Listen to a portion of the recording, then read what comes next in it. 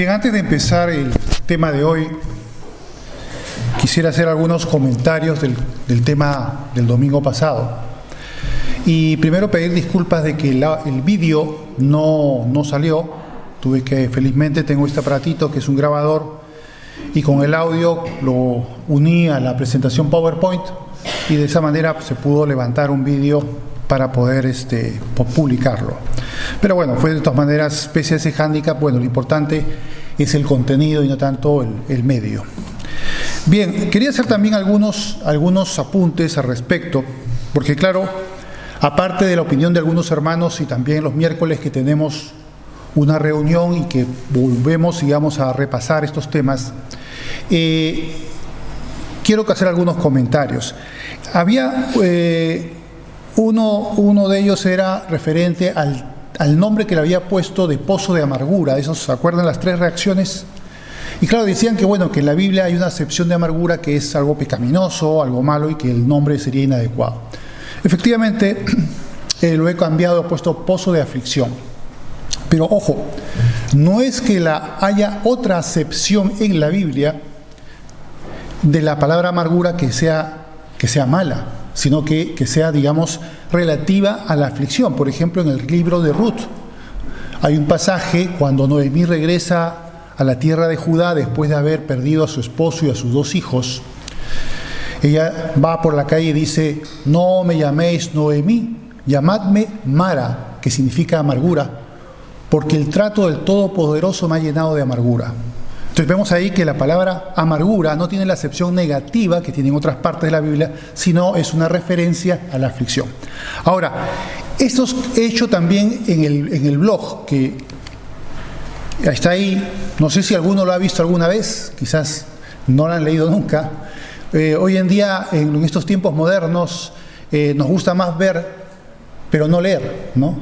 Pero todas las prédicas se suben y están subidas a veces incluso el viernes, si no el sábado, el viernes mismo ya están publicadas, que es el mensaje que va a realizarse el domingo. Ahora, hay algo interesante en el aspecto escrito sobre el aspecto hablado. Es verdad que cuando uno habla y te ven y puede uno usar un poco de oratoria, por así decirlo, para darle más impacto emocional al tema. Pero el texto también tiene sus ventajas y puede tener algunos detalles que son interesantes e importantes. En esos tres puntos, en esos tres tipos de reacción, que era, ¿recuerdan? El derrumbe, el berrinche y el pozo de aflicción, pues he añadido ejemplos bíblicos que ilustran perfectamente bien de qué se trata y cuál es el sustento bíblico de esa clasificación, que no me la he inventado, no es una cosa arbitraria que se me ocurrió un día, sino que está sustentado. Hay ejemplos en la Biblia de este tipo de reacciones ante el no de Dios, ante situaciones verdaderamente complicadas y adversas. Yo dos cosas más nada más. Con Javier estuvimos analizando unos puntos que, bueno, es posible que los hermanos pues no lo hayan entendido bien, sobre el pasaje de Hebreos capítulo 11, cuando hablaba de los dos grupos, ¿no? El grupo de los bendecidos en este mundo y el grupo de, vamos a llamarle, de los desgraciados de este mundo, que no tienen esas bendiciones, pero se les promete una mejor resurrección, que es una forma de expresar que van a tener un galardón. Pero también uno puede decir por allí, y puede alguien confundirse, como señalaba Javier, de que cuando dice que no recibieron lo prometido, significaría que Dios no cumple sus promesas. ¿Será eso cierto? Aquí tenemos entonces algún lugar donde dice que Dios no cumple sus promesas. No, sí las cumple. Lo que pasa es que en vida de ellos no fueron liberados en vida, pero no significa que el galardón les va a seguir y Dios les va a premiar. Si vemos, por ejemplo, que el caso de Job, en vida Dios le premió, o mejor dicho, le compensó el sufrimiento terrible, que no fue por su culpa ni por su pecado, Dios le compensó con el doble de la bendición que tuvo antes. Ahora bien, los que somos bendecidos en la tierra, en este mundo, no debemos envidiar a los que no son bendecidos, pero lo serán en la vida venidera. Pero ¿por qué van a bendecir Dios tanto a eso? Bueno, lo han sufrido, pues. Yo no voy a esos que están en Corea del Norte sufriendo, en gulags, yo no voy a tener envidia si el Señor en compensación a su sufrimiento y a su fidelidad a Cristo, Dios le da una mejor resurrección, o dicho de otra forma, mejor galardón. Igual tampoco ellos tienen que envidiarnos a nosotros por la bendición, como hacían los chinos, ¿no? O sea, no sé si acuerdan esa anécdota, pero bueno, no voy a repetirla porque no nos va el tiempo. Pero bueno, la cosa es que ni unos ni otros tenemos que envidiarnos. No es malo que seas tú bendecido, si tu vida es muy bendecida por el Señor, no te sientas mal, disfrútalo y punto, ni tengas que envidiar al otro. Y si el otro no tuvo bendición, bueno, nadie podemos elegirnos dónde nacer, de qué padres nacer, en qué condiciones nacer. Eso no lo hemos elegido nosotros. Y simplemente pues debemos aceptar esas realidades, pero eso sí, en uno u otro caso, en un grupo o en otro grupo, siempre serle fieles al Señor. Eso es lo importante. Este es el pasaje que señalaba, que puso Javier, y me parece muy bueno. Dice así: y esta es la confianza que tenemos en Él, que si pedimos alguna cosa conforme a su voluntad, Él nos oye. ¿Se dan cuenta aquí el caso? Conforme a su voluntad. No está diciendo que Dios siempre te va a contestar todo lo que tú le pidas. Te va a contestar de acuerdo a su voluntad. Y va a haber casos en los cuales va a decir no, porque no es su voluntad darte ese sí. Recuerden el caso de Jesús en el huerto de Getsemaní, cómo Él pide, si fuese posible, que yo no tenga que sufrir todo esto para redimir a la humanidad. Decía, si fuese posible, pasa de mí esta copa, pero no sea como yo quiero, sino como tú. O sea que ya Él de entrada, sin esperar una respuesta divina, Él ya encajó que no podía ser librado y que tenía que afrontar esa aflicción. Lo mismo tenemos que hacer nosotros. Saber en esos momentos encajar la prueba, la adversidad y saber soportarla. Pero siempre va a haber galardón, siempre va a haber el premio de Dios. Ahora vamos a empezar pues al tema de hoy, de los primeros 11 versículos del capítulo 17. Recuerden que el capítulo 17 es un capítulo totalmente dedicado a la oración de Jesús. Ahora vamos a ver dónde sucedió esa oración. Pero, ¿qué es lo que pasa con Jesús? ¿Por qué ese tema, el título de hoy, la hora ha llegado? Porque Jesús, desde su tierna infancia, fíjense, Él sabía que un día iría a la cruz. Él sabía que iba a pasar un tormento terrible. ¿Ustedes podéis pensar lo que es eso? Saber que algo va a venir en tu futuro y va a ser espantoso y vas a tener que afrontarlo, sufrirlo desde tu tierna infancia. Y él pues evidentemente pues tenía esa carga. No era un hombre de piedra como algunos creen. Era Jesús, y bueno, Jesús no, él era un pasota que no le pasaba nada, era insensible al dolor, insensible a la angustia, y él pues como Superman pues no tenía ningún problema. Pero no, en la Biblia vemos claramente que sí tuvo problema, porque obviamente como ser humano sabía lo que le esperaba y que iba a ser terrible, pero sin embargo fue valiente y lo afrontó. Ahí está la gran diferencia. No es que no le costara, le costó muchísimo, pero lo afrontó. Y esa fue la gran diferencia. Pero ahora vamos a entender algunos pasajes que vemos aquí, que quizás no lo habrían entendido si no lo colocáramos en este contexto. Veamos qué pasa aquí en el capítulo 2 de Juan, versos del 1 al 4. Fíjense, dice: al tercer día se hicieron unas bodas en Caná de Galilea, y estaba allí la madre de Jesús. Y fueron también invitados a las bodas Jesús y sus discípulos. Y faltando el vino, la madre de Jesús le dijo: no tienen vino. Ya pues, tú que eres tan milagroso, haz algo. Porque era evidente que lo que le estaba pidiendo a Jesús su madre era que hiciera un milagro. ¿Y qué le respondió Jesús? Fíjense lo curioso, ¿no? ¿Qué tienes conmigo, mujer? Aún no ha venido mi hora. ¿Por qué le dijo eso?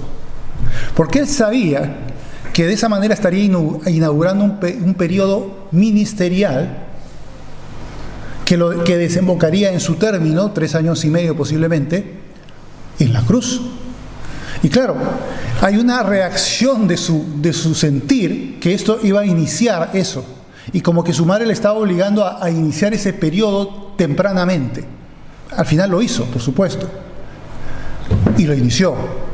Pero ahora captamos por qué hubo esa forma de decirle a su madre esa increpación, un poco misteriosa, pero bueno, ahí tiene su sentido. Pero claro, él sabía que había un tiempo y ese tiempo iba a cumplirse. Mientras ese tiempo no llegase, nada podía pasarle. ¿Y qué es lo que pasa? Aquí vamos a ver estos dos pasajes que nos señalan precisamente eso. El primero de Juan 7:30 dice: y entonces procuraban prenderle, pero ninguno le echó mano, porque aún no había llegado su hora. La hora iba a llegar, pero no todavía, iba de determinado momento. Mientras no sucediera, mientras no llegara esa hora, nada le iba a pasar. Vamos a aplicarlo a nosotros. Todos nosotros tenemos una hora también, la hora en que partiremos a la presencia del Señor. Y yo te puedo decir que dentro de la voluntad de Dios, nada te va a pasar o va a acelerar tu momento, el momento de tu muerte, hasta que no llegues a hora. Incluso aunque pases por peligros, como Isaías 53, que ya lo analizaremos otro día. Y ahí hay una promesa de la protección de Dios, hasta que obviamente cuando nos llega la hora, pues nos llega la hora y el Señor nos llama, y ahí sí, pues, o por mucho que oremos, pues al final partimos porque ya pues es el momento en que señaló Dios que es nuestra hora y partiremos en su presencia. Y no tenemos que tampoco sorprendernos de eso, ni parecernos nada malo, porque es algo natural. A todos nos va a llegar esa hora, unos más tardíamente, otros más tempranamente. Pero lo importante es que seamos salvos y que vayamos a su presencia. Al margen de lo demás, no tiene más que decirse. Pero bueno, aquí vemos pues que efectivamente en el Juan 8:20 dice lo mismo. Estas palabras habló Jesús en el lugar de las ofrendas, enseñando en el templo, y nadie le prendió porque aún no había llegado su hora. Tampoco pudieron. ¿Se acuerdan esa parte en que lo iban a despeñar por un precipicio? Cuando él va a la sinagoga y lee Isaías 42. Y claro, dice, la palabra de Dios ha cumplido hoy delante de vosotros. ¿Que tú eres ese, el que habla de Isaías 42? No. Y lo cogieron, se lo llevaron fuera, lo llevaron a un precipicio, lo quisieron echar abajo, y él simplemente pasó entre ellos y se fue. Todavía no había llegado su hora, ¿no? Pero ya luego entramos ya en el capítulo 17 de Juan. Ya estamos pues en las postrimerías de la hora del sacrificio de Jesús, que es lo que vamos a ver ahora, y donde se va a desarrollar esta oración que hace el Señor, muy interesante. Bien, aquí vemos otro pasaje donde vemos que sí, esa hora ya estaba próxima. Por eso él dice, Juan 12, 23, 26, Jesús le respondió diciendo: ha llegado la hora para que el Hijo del Hombre sea glorificado. Ya, ahora sí, pronto va a suceder. Y va a decir algunas cosas interesantes. De cierto os digo que si el grano de trigo no cae en la tierra y muere, queda solo. Pero si muere, lleva mucho fruto. O sea, es una forma de decirles: señores, tenéis que aceptar que yo, como el Hijo de Dios, voy a ser sacrificado y voy a morir, y la muerte va a producir un fruto, el fruto de salvación para vosotros, la muerte de Jesús, su muerte. Dice: el que ama su vida, la perderá. Y el que aborrece su vida en este mundo, para vida eterna la guardará. Si alguno me sirve, sígame. Y donde yo estuviere, allí también estará mi servidor. Si alguno me sirviere, mi Padre le honrará. ¿Qué estaba enseñando aquí? A negarnos a nosotros mismos. Porque Jesús estaba diciendo: tú tienes que aprender a negarte a ti mismo. El que ama su vida la perderá. Es decir, que él quiere decir: no, yo no voy a sacrificar esto por Dios, por Jesús. Esto lo tengo que retener. Incluso la misma vida. Y tienes que rechazar a Cristo para poder conservarla, pues la perderás. Pero si la pierdes por Jesús, propiedades, relaciones personales, familiares, etc., ganarás en el Señor. Y dice, da esa preciosa promesa: si alguno me sirve, sígame, y donde yo estuviere, allí también estará mi servidor. Y efectivamente, eso es lo que va a suceder. Donde esté el Señor, ahí también nosotros estaremos. Y en cierto modo, ya estamos en los lugares celestiales sentados con Cristo Jesús. Ahora mismo, ya estamos con el Señor. Aunque no física, no espiritualmente, pero, o mejor dicho, nuestra alma todavía no ha ido allí, pero ya en nuestra unión con el Señor, estamos unidos a Él, y Él estando en el cielo, en los lugares celestiales, ya estamos con Él en los lugares celestiales. Bien, ahora todavía no hemos pasado al primer verso de Juan capítulo 17. Estamos todavía en el preámbulo. Bueno, vamos a entrar, pero antes vamos a hacer una pregunta, que es esta. ¿Es la oración del capítulo 17 de Juan la misma oración que la del huerto de Getsemaní? ¿Qué pensáis? No, no es la misma. Y por eso he puesto ese pasaje de allí para poder explicar que no es la misma. Es una oración anterior, en un tono más calmado. Es una oración muy profunda y valiosa, donde Jesús ora por aquellos que va a dejar como sus discípulos en este mundo mientras Él parte al Padre. Ya la oración que va a ser posterior es la oración agónica del huerto de Getsemaní. Vamos a ver qué dice Juan 18:1. Dice: habiendo dicho Jesús estas cosas, salió con sus discípulos al otro lado del torrente de Cedrón,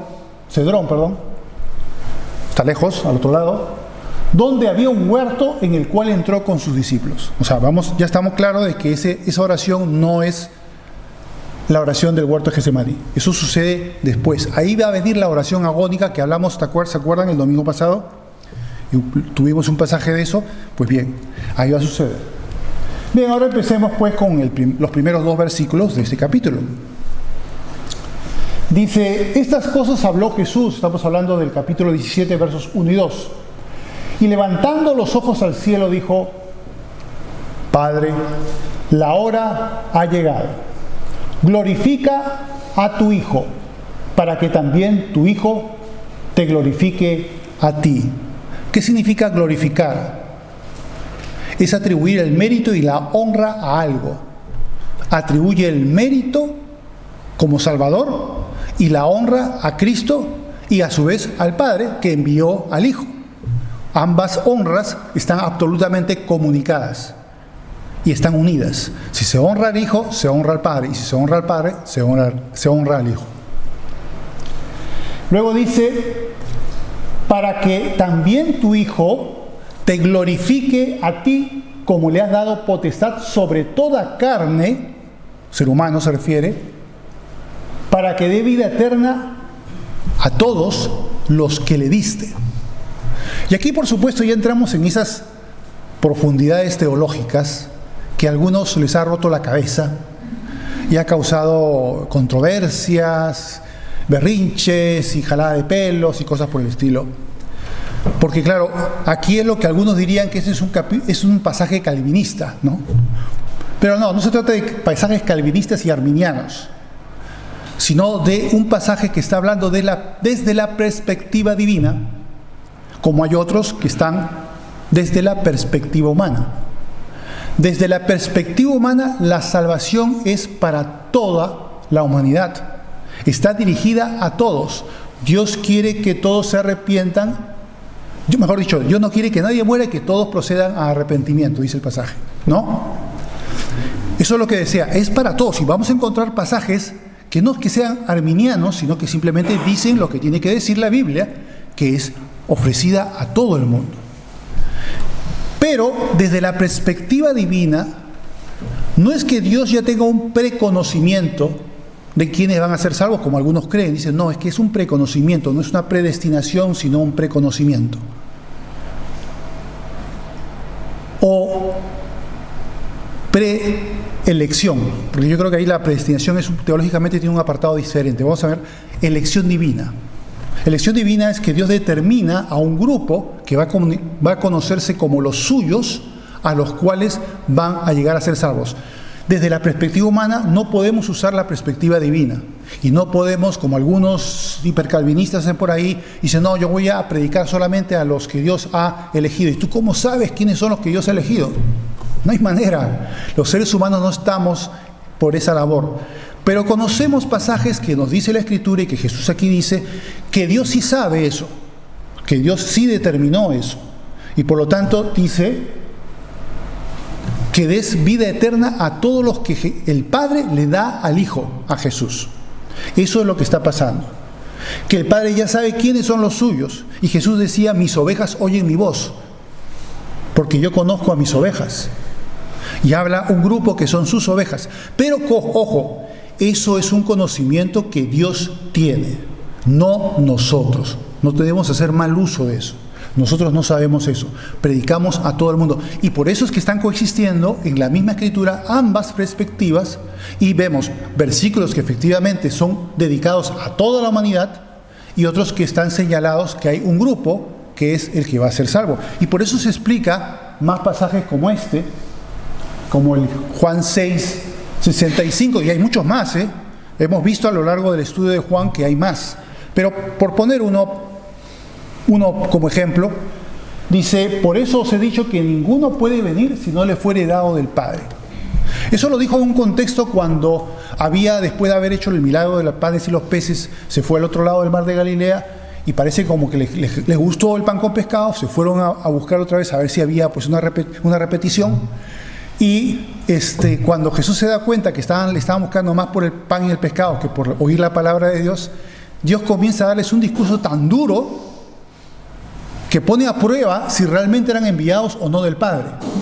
Esa gente que venía, ¿eran enviados del Padre o no lo eran? Y Jesús va a cribarlos. ¿Y cómo?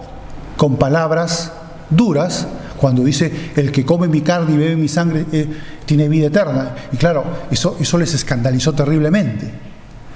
Y muchos se fueron a partir de ese momento y ya no siguieron a Jesús nunca más, porque no les gustó esas palabras, no las entendieron. Cuando él dijo, todo lo que os he hablado es metáfora espiritual, lo dice luego. Y le dice a los discípulos, ¿vosotros también queréis iros?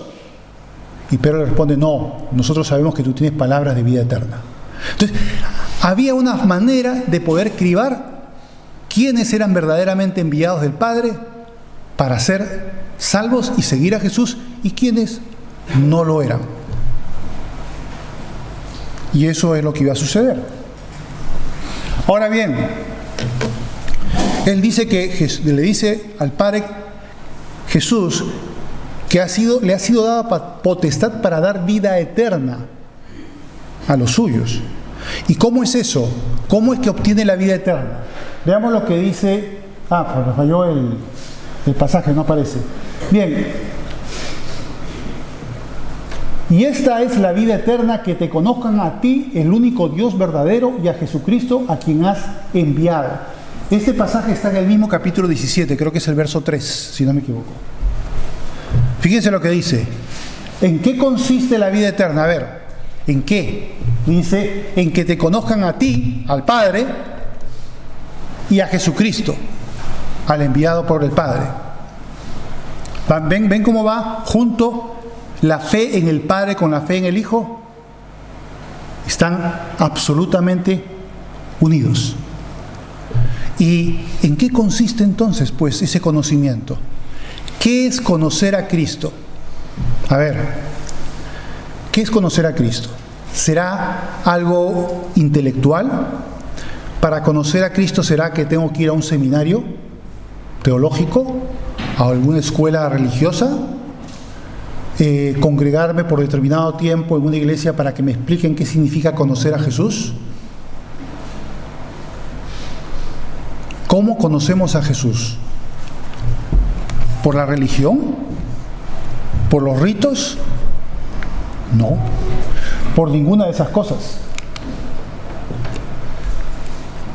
Hay un famoso pasaje, Juan 1:12, pero bueno, voy a ponerle en contexto los pasajes anteriores y los posteriores para que entendamos mejor. Primer capítulo de Juan, versos del 9 al 13. Fíjense cómo reescribe Juan a Jesús al principio. Dice, aquella luz verdadera que alumbra a los suyos. ¿Dice sí? No dice sí, dice a todo hombre. ¿Se dan cuenta cómo están las dos perspectivas unidas? La divina y la humana. Aquí está hablando en perspectiva humana, porque va dirigido a todos. La luz venía para todos. En el mundo estaba y el mundo por él fue hecho, pero el mundo no le conoció. O sea, el mundo no le conoce. ¿Qué es el mundo? ¿Se acuerdan lo que explicamos que era el mundo? Y eso es bueno saberlo ahora también, porque vamos a verlo. El mundo no se refiere al planeta Tierra, se refiere a la sociedad sin Dios, a la sociedad no redimida de los seres humanos. Ese es el mundo. Y Él vino a salvar a ese mundo. Y está hablando para todos. Sin embargo, vamos a ver qué dice luego. A lo suyo vino, y los suyos, ¿qué hicieron? No le recibieron. Y aquí viene el 12, cuando dice, más a los que le recibieron. Fíjense la diferencia, ahí estamos hablando de un subconjunto de ese mundo que hablábamos inicialmente. De esos que están en independencia de Dios, hay un grupo que sí quiso salir de las tinieblas y no se quiso quedar en la oscuridad, y que tuvo los arrestos de fe para creer en Jesús. Pero esos arrestos vinieron porque el Padre, en su soberanía, los llevó a Jesús. Dice, mas a todos los que le recibieron, a los que se afilian a una congregación religiosa, ¿dice eso? No. ¿A los que pertenecen a tal iglesia? ¿Eso dice? No. ¿Qué dice? A todos los que creen en su nombre, Jesús, bueno, el Padre en este caso, les dio potestad de ser hechos hijos de Dios. Bueno, la confusión que he dicho el Padre cuando podría haber dicho el Hijo, realmente es lo mismo, porque también es Jesucristo que tuvo la potestad de que esas personas se hicieran hechos hijos de Dios. Es el Padre y el Hijo. Pero bueno, en el contexto podríamos ver así, como el Padre. Pero les dio potestad de ser hechos hijos de Dios. Obviamente esto refuta esa torcida idea de que todos somos hijos de Dios. Eso es absolutamente falso, no es verdad. Somos todos criaturas de Dios, pero solamente son hijos aquellos que son adoptados por Dios como hijos porque han recibido a Jesús. Es decir, para que tú conozcas a Dios, tienes que recibir a Jesús en tu corazón. Si tú no has recibido a Jesús en tu corazón, todavía no conoces a Dios. No importa cuántos años estés sentado en una banca de una iglesia, cuántas actividades hayas hecho, incluso si perteneces a alguna jerarquía religiosa determinada. No importa. Si todavía no diste el paso de recibir a Jesús, todavía no conoces a Dios. Y menos a Jesús, por supuesto. Porque si conoces al Padre, conoces al Hijo. Y si conoces al Hijo, conoces al Padre. Todavía no le conoces. Es, por tanto, importantísimo dar ese paso. Ahora, ¿es un paso meramente humano? ¿Es una decisión meramente humana? ¿O es un acto divino? ¿Qué dice el versículo 13? Nos dice que es un acto divino. Por eso dice, los cuales no son engendrados de sangre, es decir, porque se te ocurrió a ti, o porque no, porque tu padre, resulta que tu padre era creyente y tú automáticamente por ser su hijo ya tú eres también creyente. Como alguien dijo, Dios tiene hijos pero no tiene nietos. No hay nietos de Dios, no existen. Y por lo tanto nadie puede arrogarse que porque su papito o la mamita son creyentes, hijos de Dios, pues ellos también van a hacerlo automáticamente. Absolutamente no. Ni tampoco porque a alguien se le ocurra, voluntad de carne, ni por una ceremonia determinada que se supone que te hace creyente, no, tampoco puede ser así, ni de voluntad de varón, sino de Dios. Es Dios quien te va a traer y va a preparar tu corazón a través del Espíritu Santo para que tú puedas recibirle. Pero de la perspectiva humana tú tienes que tomar la decisión. desde la perspectiva humana. No puede decir, bueno, sí, como es un acto divino, yo voy a esperar a que un día se me aparezca Jesús y una luz baje y unos ángeles comiencen aleteando me digan que yo debo recibir a Jesús. No, tú estás llamado a recibir a Jesús ahora mismo. No puedes esperar a nada, ni un solo segundo. Si no has recibido a Jesús, tienes que recibirlo en tu corazón ahora. Decidirlo ahora, no esperar a que los angelitos puedan bajar y una luz celestial aparezca en tu habitación y ahí recién lo decidas. Tenemos que, los que no han recibido a Jesús, pues tienen que recibirlo sin esperas, sin demoras, porque nunca sabes en qué momento tocó la hora, llegó la hora, como estábamos diciendo antes, y tienes que partir y partiste sin Jesús, sin ser salvo. Y lo que pasa después es terrible. Bien, vamos a seguir entonces con los versos 4 al 5. Dice los versos 4 al 5: yo te he glorificado en la tierra, he acabado la obra que me diste que hiciese. Ahora pues, Padre, glorifícame tú al lado tuyo, con aquella gloria que tuve contigo antes que el mundo fuese. Aquí hay algo interesante, ¿no? Dice, aquella gloria que tuve contigo antes que el mundo fuese. Efectivamente, Jesús, siendo coeterno con el Padre, comparte su gloria. Pero ¿por qué dice antes que el mundo fuese? ¿A qué mundo se estará refiriendo? ¿Al universo, antes de la creación del universo? ¿O antes de ese mundo que no es el universo ni en la planeta Tierra, sino la sociedad humana que vive en independencia de Dios? Antes. ¿Y por qué sería así? ¿Por qué sería esa interpretación más adecuada que la anterior? La de la cósmica, vamos a decirlo. Porque hay otro pasaje que nos da un poquito de luz en Filipenses. Filipenses 2, del 5 al 11. Dice, vamos a ver el contraste entre la primera parte en color blanco y la segunda parte en color amarillo. La primera parte en color blanco es la obra de Jesús, el cómo Él se entrega, llega al mundo, se entrega al sacrificio. Y la parte amarilla es la compensación divina por el sufrimiento de Jesús para pagar ese precioso y terrible costo de la salvación nuestra. ¿Qué dice la parte blanca? Haya pues en vosotros este sentir que hubo también en Cristo Jesús. Y aquí habla de Él, el cual, siendo en forma de Dios, porque era Dios, no estimó el ser igual a Dios como cosa a que aferrarse. Podría haber dicho Jesús, bueno, ¿sabes qué, Padre? Mira, ¿sabes qué? Eso de ir al mundo no me gusta nada. A pasar penas, penalidades, sufrimientos, ¿sabes qué? Mejor paso. No, mejor no me envíes ahí porque voy a salir de mi gloria contigo para convertirme en un ser humano con limitaciones, con dolor, enfermedad y muerte. No, paso mejor.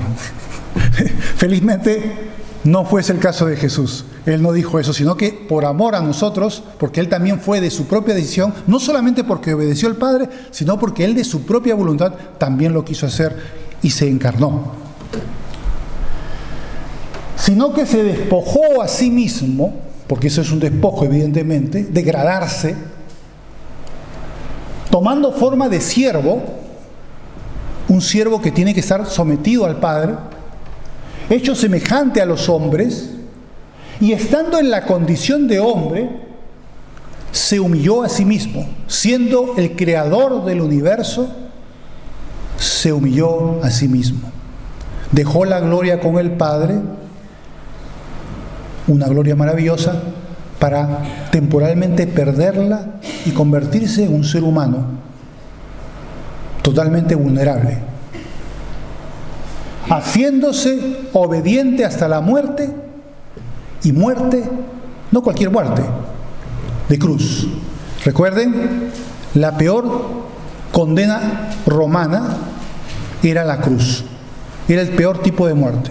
Y para los mismos judíos, decía la ley, maldito aquel que es colgado en un madero. O sea que tanto para los romanos como para los judíos, la muerte en la cruz era algo espantoso, terrible. No solamente por lo doloroso, sino también por lo humillante. Y él se humilló. Pero ¿qué hizo el padre? Mandó a hacer una medalla y se la colocó y le dijo: ahí nomás te quedas, que te aproveche tu buena medalla. ¿Hizo eso? ¿O va a hacer eso Dios cuando lleguemos a su presencia y a todos aquellos que han sufrido tanto por causa de Cristo, les va a dar una medalla también? O por ejemplo a Job, ¿no? Cuando después que había estado sufriendo, parece que fue unos pocos meses, pero fueron meses, con una enfermedad y habiendo tenido tan grave pérdida, vino el padre en un torbellino, le dio una medalla y se fue. No, en ninguno de esos casos Dios se fue, sino que hubo un galardón, una recompensa, que es lo que hemos estado hablando ya bastante sobre este punto. Y eso es lo que va a pasar en la parte amarilla. La parte amarilla es el galardón. Dice: por lo cual Dios también le exaltó un poquito, ahí nomás, modestamente. ¿Dice eso? No, hasta lo sumo. Y le dio un nombre que es sobre todo nombre. No hay nadie que pueda tener un nombre mejor que el de Jesús. Para que en el nombre de Jesús se doble toda rodilla de los que están en los cielos, cualquier principado y potestad celestial, y en la tierra de las sociedades humanas, y debajo de la tierra de los demonios. Y que toda lengua confiese que Jesucristo es el Señor, para gloria de Dios Padre. Todos aquellos enemigos de Dios que hoy día tanto se llenan la boca de blasfemias contra Dios, de tratar de denigrar la palabra de Dios, decir que Dios no existe o que la Biblia es un conjunto de mentiras, que se han constituido a sí mismos como enemigos de Dios, esos señores algún día van a arrodillarse y reconocer el señorío de Cristo. No para salvación, sino para condenación. Pero nadie, ni el más perverso y pertinaz enemigo de Dios en este mundo, va a dejar de tener que arrodillarse ante la majestad de Jesucristo. Así va a ser. Él va a ser exaltado siempre. Y todos los que le han rechazado, le escupieron en la cara, a los que le abofetearon, no solamente físicamente, sino con sus actitudes hasta el día de hoy, ellos también se tendrán que arrodillar ante Jesús. Bien, vamos a ver el último pasaje de Juan, para ir terminando. ¿Qué es lo que le pide Jesús sobre sus seguidores al Padre? Ahí es una parte dedicada a ese punto. Dice, Juan 17, 6 al 11. He manifestado tu nombre a los hombres que del mundo me diste. Obviamente está diciendo que esos señores fueron dados por el Padre a Él. Y tuyos eran, dicen que eran de Dios en primer lugar, y se los dio a Jesús. Es por eso también interesante de que realmente, aunque nosotros en un determinado momento de nuestra vida recibimos a Jesús y pasamos de muerte a vida y nacemos de nuevo, Dios, que ya ha predeterminado que tú vas a ser suyo, aunque ese tiempo de la vida que no estás todavía convertido, no te has convertido aún, ya Dios sabe que tú lo vas a hacer.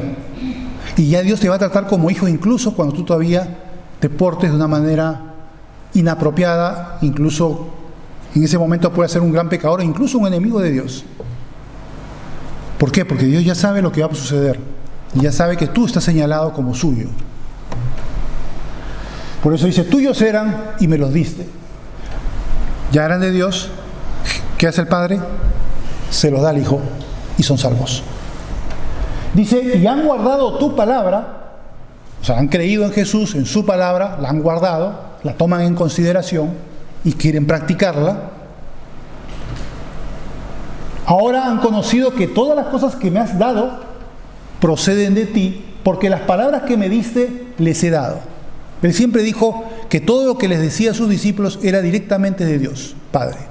No estaba diciendo que se estaba inventando o reformulando lo que Dios decía, sino que todo era de Dios.